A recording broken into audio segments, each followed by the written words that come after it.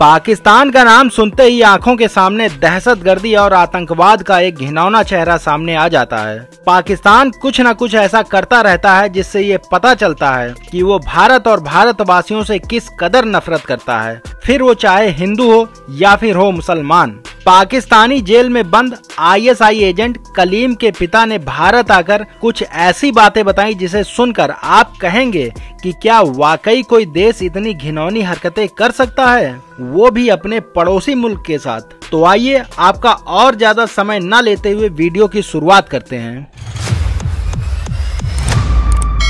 पिछले महीने पाकिस्तानी जेल से छूटे ISI एजेंट कलीम के पिता नफीस और उसकी मां आयशा ने बताया कि वे 1 महीने के टूरिस्ट वीजा पर पाकिस्तान अपने रिश्तेदार की शादी समारोह में शामिल होने के लिए गए थे।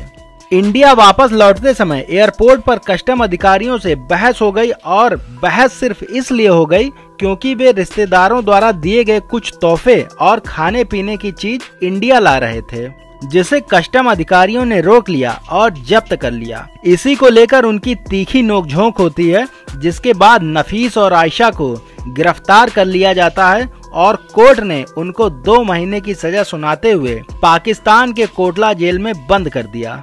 नफीस आगे बताते हैं कि पाकिस्तान में भारतीय लोगों को बहुत ही घृणा की नजरों से देखा जाता है। पाकिस्तानी जेलों में बंद भारतीयों की स्थिति तो और भी ज्यादा बदतर है। जेल में उनके साथ दुश्मनों जैसा व्यवहार किया जाता है। जेल प्रशासन भी उनसे सही से बात नहीं करता है और ना ही उनकी परेशानियों को सुनता है। जेल में बंद पाकिस्तानी कैदी भी उन्हें बेवकूफ इंडियंस कह के चिढ़ाते हैं। कभी कभी तो वो मारपीट पर भी उतारू हो जाते हैं। ऐसे में प्रशासन भी पाकिस्तानियों की ही सुनता है और भारतीयों को सजा के तौर पर उनसे जेल की नालियां और टॉयलेट साफ कराए जाते हैं। सबसे खास बात यह है कि जेल में बंद भारतीयों से कोई मिल नहीं सकता है, फिर वो चाहे पाकिस्तान के ही रहने वाले उनके दोस्त या फिर रिश्तेदार ही क्यों ना हो। अगर कोई उनसे मिलने की कोशिश भी करता है तो उसको और उसके परिवार को हमेशा के लिए ब्लैक लिस्टेड कर दिया जाता है। ब्लैक लिस्टेड का मतलब क्या होता है ये भी जान लेते हैं। ब्लैक लिस्टेड का मतलब हुआ कि अगर कोई पाकिस्तानी भारतीय कैदियों से मिलने का प्रयास करता है तो उसे और उसके परिवार को जीवन भर जेल में किसी से भी मिलने की इजाजत नहीं होगी, फिर वो चाहे पाकिस्तानी कैदी ही क्यों ना हो। यही कारण है कि कोई उनसे मिलना पसंद नहीं करता है। जेल में भी वो चुपचाप रहते हैं और किसी से कोई बातचीत नहीं करते हैं।